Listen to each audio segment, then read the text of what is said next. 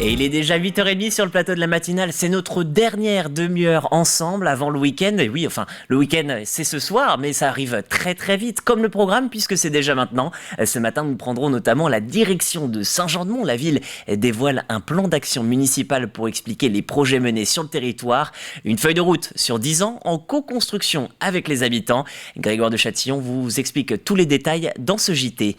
Votre chronique agenda du week-end, un week-end festif avec une grande roue, mais aussi la fête foraine de La Roche-sur-Yon. C'est à suivre dans votre matinale. Et puis à 8h15, nous recevions il y a quelques instants Didier Barrault, secrétaire général de Force ouvrière. Le 1er mai, c'est dimanche. Alors une intersyndicale composée de Solidaires, la FCGT, le FSU et le mouvement des Gilets jaunes se réunit dimanche à La Roche-sur-Yon et dans d'autres villes de la Vendée. Alors à l'occasion de la fête internationale des travailleurs, nous avons fait le point sur les dossiers sociaux. Avant de développer tout ça, vous le savez, comme chaque matin, et elle apparaît déjà dans votre encart à droite, c'est la météo avant le bulletin de Fanny Poirier. Les nuages vont vous accompagner toute la journée, le soleil sera aussi de la partie, mais forcément masqué par cette couverture grisâtre.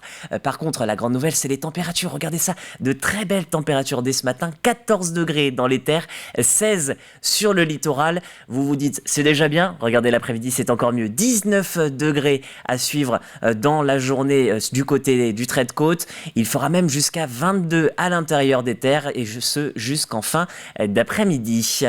Pour les marées, la marée sera basse à 10h46, séance de rattrapage vers 20h08. On passe aux marées hautes, comptez sur 17h03. Ça y est, le pic est atteint du côté des coefficients de marée. On note un 86 pour la prochaine marée haute. Et puis, comme d'habitude, vos points sur les marchés vendéens. Les marchés vendéens, vous pouvez noter Saint-Hilaire-de-Riez, Brême-sur-Mer, l'Île-d'Olonne, Longeville-sur-Mer encore plus au sud. On va rester d'ailleurs sur le sud avec Saint-Benoît-sur-Mer, Saint-Hilaire-des-Loges, Mouilleron-Saint-Germain si on remonte un petit peu plus vers le nord. Et sur l'est du département, il y a aussi les Épaisses et Sarre-en-Bocage, Saint-Denis-la-Chevasse et Chaland.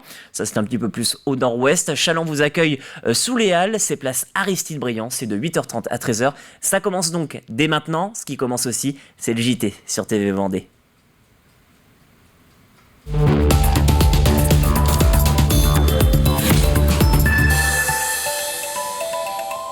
On débute du côté de Saint-Jean-de-Mont. La municipalité vient de dévoiler un plan d'action municipal. Cette feuille de route explique les projets menés sur le territoire sur les 10 prochaines années. Saint-Jean-de-Mont 2030 veut travailler en co-construction avec les Montoises et les Montois sur plusieurs thématiques, telles que le vivre ensemble, l'écologie ou encore le tourisme. Sur place, Grégoire de Châtillon vous décortique le programme en compagnie de Véronique Lenay, maire de Saint-Jean-de-Mont. Saint-Jean-de-Mont 2030, c'est le plan d'action de la commune. Véronique Lemay, bonjour. Bonjour. Vous êtes la maire de la commune. Oui. Alors, si on se projette en 2030, à quoi ressemblera Saint-Jean-de-Mont dans votre esprit? Et vous y travaillez beaucoup en ce moment. Nous y travaillons beaucoup puisque nous avons mis en place #Saint-Jean-de-Mont 2030 avec ce petit livret qui a été envoyé à tous nos habitants de manière à construire la ville balnéaire de demain, à agir pour la transition écologique et à bien vivre ensemble. 3 axes de travail qui vont nous permettre d'élaborer tous nos projets avec ces 3 axes de travail en dessous. Alors, le bien vivre ensemble, oui. Ça, c'est quelque chose qui est attendu de manière générale par toute la population et plus largement par tous ceux qui veulent encore mieux vivre sur leur territoire. La transition écologique, c'est important parce que Saint-Jean-de-Mont, c'est beaucoup d'espaces naturels sensibles. Oui, nous avons sur notre territoire plus de 80% de notre territoire qui est en espace naturel sensible.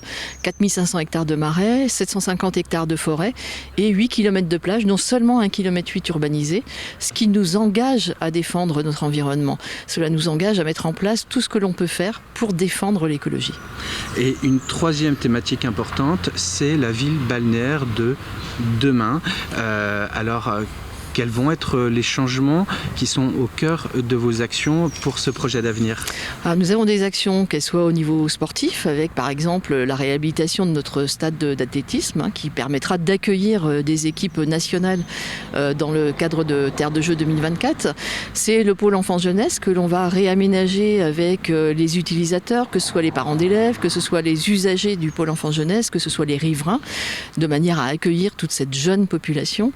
C'est agir pour la culture, par exemple, avec un travail sur la médiathèque. C'est agir sur les circulations douces, avec un plan de circulation, avec des entrevues avec les habitants qui peuvent nous faire part de leurs difficultés. On met en place des expérimentations, on revient vers eux pour voir si cela marche et on agrémente ainsi ces usagers-là. Merci beaucoup Madame le maire. Donc Saint-Jean-de-Mont 2030, c'est ce plan d'action initié par la commune pour l'avenir de ses habitants, l'avenir du territoire. Un mot de santé à présent avec cette victoire pour les agents du CHD grévistes. Réunis hier avec la direction de l'hôpital, les responsables syndicaux ont obtenu 4 mesures pour favoriser l'attractivité de l'établissement. Tout d'abord, la stagiairisation des agents contractuels au bout de 2 ans au CHD, la revalorisation de certains salaires, des primes pour les aides-soignants et les aides médico-psychologiques réintégrées à partir du 1er mai. Et puis enfin, l'autorisation de poser 3 semaines de vacances cet été. Pour mieux comprendre cette problématique, je vous propose d'écouter les représentants de la CGT et de FO sur l'important manque de personnel et par conséquent les conditions de travail dégradées. La crise du Covid a en effet accentué et démontré le manque d'effectifs au niveau des services. Et actuellement, on en est là, quoi. Il n'y a plus de paramédicaux. On est en train de fermer des unités entières de lits par manque de paramédical. On ferme les urgences de Montaigu ou de Luçon par manque de médicaux, des médecins. On ferme des salles de bloc opératoire, 3-4 salles par jour, par manque d'infirmiers de bloc opératoire. C'est une situation complètement catastrophique, quoi. Il faut souligner que des urgentistes, il en manque 18 sur le CHD, plus d'une trentaine sur le territoire. Et donc là, ça veut dire que les hôpitaux périphériques, Challans, Les Sables, vont nous envoyer tous leurs patients dans les prochains mois, parce qu'il n'y aura pas assez d'urgentistes. Donc là, je vous dis, ça va vraiment être très difficile. Là, on vient d'apprendre qu'il y a encore la fermeture de 25 lits en soins de suite à Luçon depuis hier. On vient d'apprendre ça. Donc ça va vraiment pas être facile ces prochains mois. En revanche, pour obtenir ces garanties, de nouvelles fermetures de lits pourraient intervenir dans les prochaines semaines. Prenons de la hauteur à présent du côté de Sévremont. La Grande Roue est de retour dimanche jusqu'au 22 mai sur la butte des Châteliers Châteaumur. Au programme des animations, des concerts et des tours sur le point culminant de la Vendée. Philippe Mindron, le créateur d'événements, élabore le projet depuis plusieurs années, mais la crise sanitaire est passée par là. Aujourd'hui, les équipes sont à pied d'œuvre pour que tout soit prêt le jour J. Pierre Dalicieux. Difficile de passer à côté sans la voir, cette grande roue est devenue l'événement avant même d'être ouverte ici au Châtelier Châteaumur. Durant 22 jours, le haut de cette roue va devenir le point culminant de la Vendée, avec semble-t-il une petite surprise arrivée là-haut. Alors là, toute la question est là. Est-ce que du haut des 45 mètres de la grande roue et du haut de la butte, on va pouvoir voir la mer? Ça, c'est la question. J'ai ma petite idée. Ah bah oui, voilà, on la verra pas. C'est ça que les Vendéens doivent venir constater en nombre. Il n'y avait que lui pour imaginer un événement pareil. Philippe Mindron a prévu pour les 22 premiers jours de mai la fête non-stop en plein haut bocage vendéen. Il faut savoir que ça va devenir le point culminant de la Vendée pendant 3 semaines et qu'on va pouvoir faire la fête tous les soirs. Je dis bien tous les soirs puisqu'il y a 44 concerts et animations annoncés pour 22 jours et dont plus forcément les week-ends que la semaine. Donc une programmation très riche, en tout cas tout public. Difficile de faire la fête sans penser à l'actualité. Les organisateurs ont décidé de reverser à l'Ukraine une partie des fonds récoltés. Il y a une cause qui a gagné ou regagné l'événement qui est bien triste, qui est l'Ukraine. Et du coup, l'association a décidé de porter un don à une association qui s'appelle Une main pour demain. Donc, il a été décidé, et c'est important de le savoir, que 1 € par tour de roue de tous les enfants et les adultes qui montent va partir à cette cause.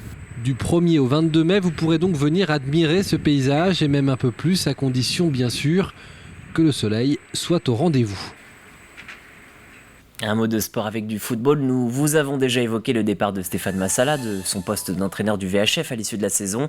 Le comité de pilotage du club des Herbiers n'a pas souhaité renouveler son contrat faute d'avoir rempli certaines conditions. À la tête de l'équipe première depuis 2018, le Nantais garde de très bons souvenirs et quitte le stade de Massabielle sans regret. Je pense que la routine avec le temps n'est jamais bon, ni pour un club ni pour un coach. Donc voilà. Très sereinement, très tranquillement, j'ai envie de dire. Nos chemins vont se séparer, mais voilà, c'est que du bonheur. J'ai appris beaucoup dans le club. Voilà, j'ai appris énormément. J'ai grandi. Et voilà, je suis fier d'avoir représenté le club des Herbiers pendant ces années, quoi. Allez, un petit mot de culture. Facessis, c'est dans quelques mois, mais mardi, le festival a pris un peu d'avance. Il invitait 2 violonistes reconnus, Camille et Judy Berthollet, pour une masterclass avec les 2 écoles élémentaires de Mouilleron-le-Captif. Un concert pédagogique qui a réussi à en émerveiller plus d'un, et parmi lesquels Aurélien Huard et Pierre Dalicieux. C'est Facessis avant l'heure. Prévu début septembre, le festival organise depuis longtemps ses rencontres entre artistes et jeunes publics. Là aujourd'hui c'est l'avant Facessis. Aujourd'hui c'était le volet pédagogique de Facessis. On a invité les 2 écoles de Mouilleron-le-Captif à participer. Un moment important qui précède Facessis justement avec la chance on a accueilli Camille et Julie Berthollet qui seront programmés également sur Facessis le dimanche 4 septembre. Donc on a hâte de les avoir sur leur version concert au concert. Les sœurs Berthollet, 2 jeunes prodiges qui enchaînent les concerts dans le monde entier avec un répertoire très varié, du classique en passant par le jazz manouche jusqu'aux reprises de musique de séries bien connues comme Game of Thrones.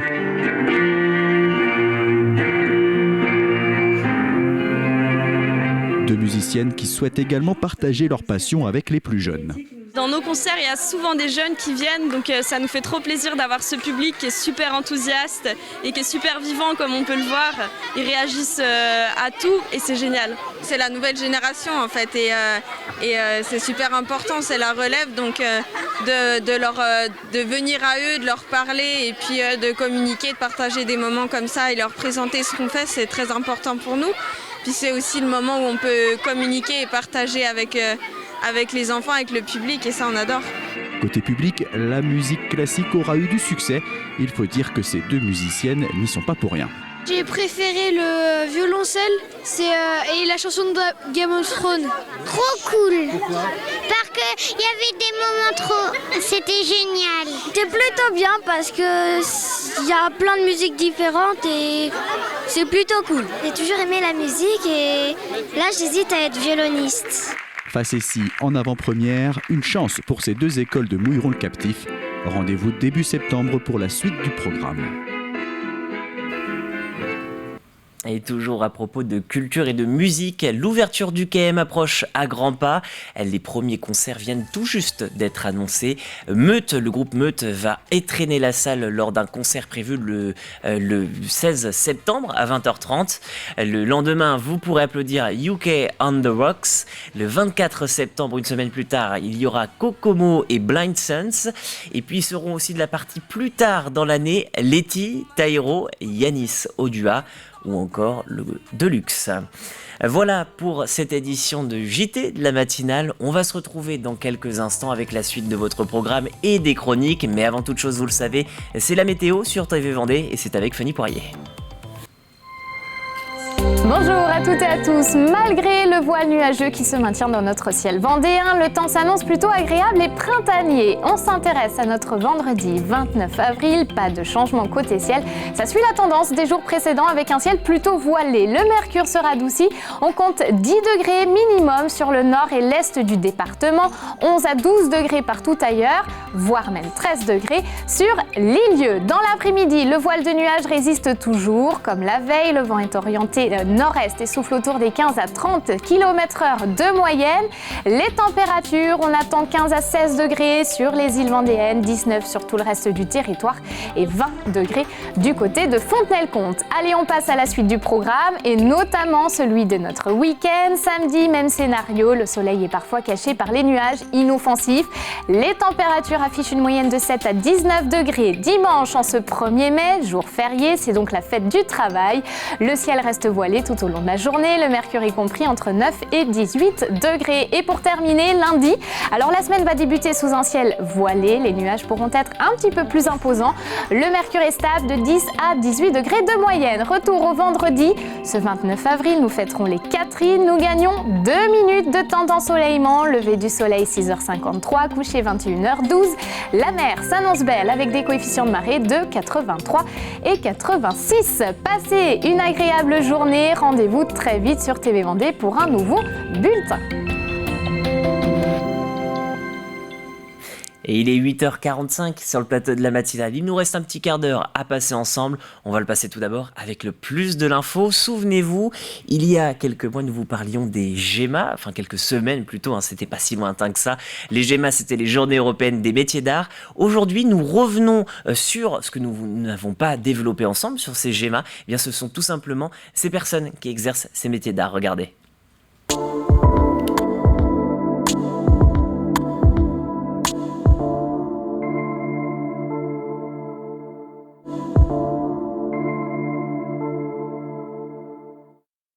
Oui, parce que voilà, ce sont des métiers qui, comme je le disais plus tôt, des métiers confidentiels.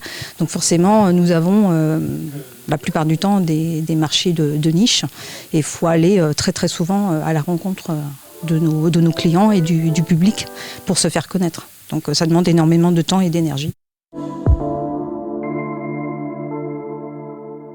On a des métiers qui sont complètement différents. Je dirais que le métier de potier est quand même très bien représenté sur la Vendée et même sur tout le territoire national. Après, effectivement, moi par exemple, mon métier de calligraphie enlumineur, c'est quand même pas si répandu que ça. Voilà. Et puis après, il y a une luthière violon, c'est aussi pas très répandu sur le territoire. Ce sont des personnes qui exercent exclusivement leur métier d'art. Voilà, ils n'ont pas de deuxième métier à côté. Donc voilà, ils se consacrent entièrement à leur métier passion. Quelquefois, on manque de temps parce qu'on développe notre énergie ou notre énergie est prise par ailleurs sur des expositions comme aujourd'hui, c'est-à-dire qu'il faut énormément de temps pour la mise en place. Pour organiser la communication, etc., etc. Donc tout ça, ça prend énormément de temps sur notre temps de travail. Donc parfois, oui, effectivement, il faut trouver le juste milieu entre pouvoir en vivre et d'une façon produire des pièces qui nous font vivre.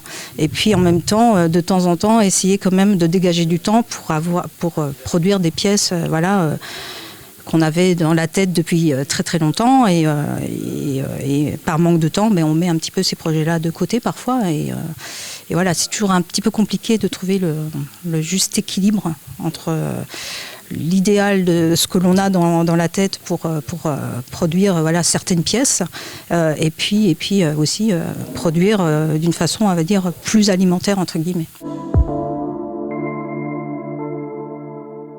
C'est en fait de faire connaître nos métiers qui sont souvent très confidentiels, qui sont très peu connus du grand public.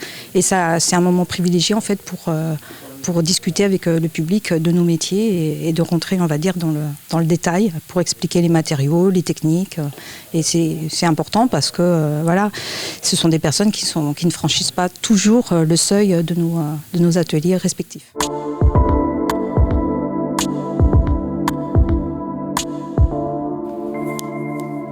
Et voilà pour votre plus de l'info du jour sur les GEMA, donc les Journées européennes des métiers d'art, et plus particulièrement sur ces personnes qui vivent de ce type de métier. De notre côté, on va continuer à vivre avec l'agenda du week-end et vos idées sorties.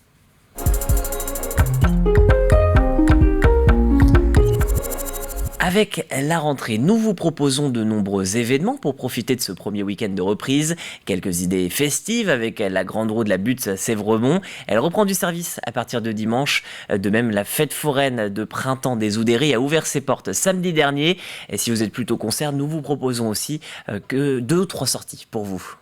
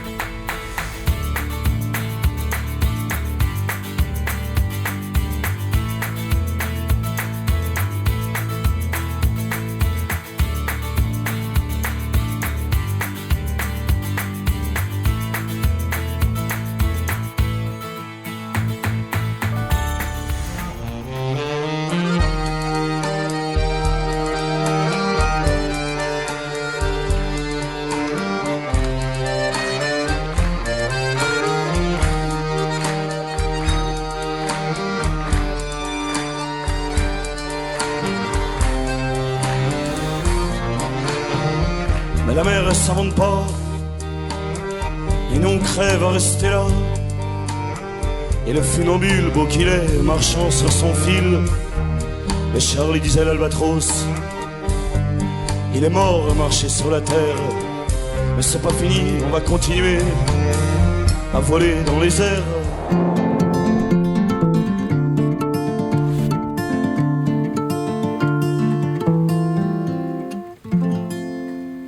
Et n'hésitez pas à vous rapprocher de l'agenda complet sur tvvendée.fr. Vous pouvez également, bien sûr, le retrouver sur notre antenne. On va poursuivre cette matinale avec l'extrait.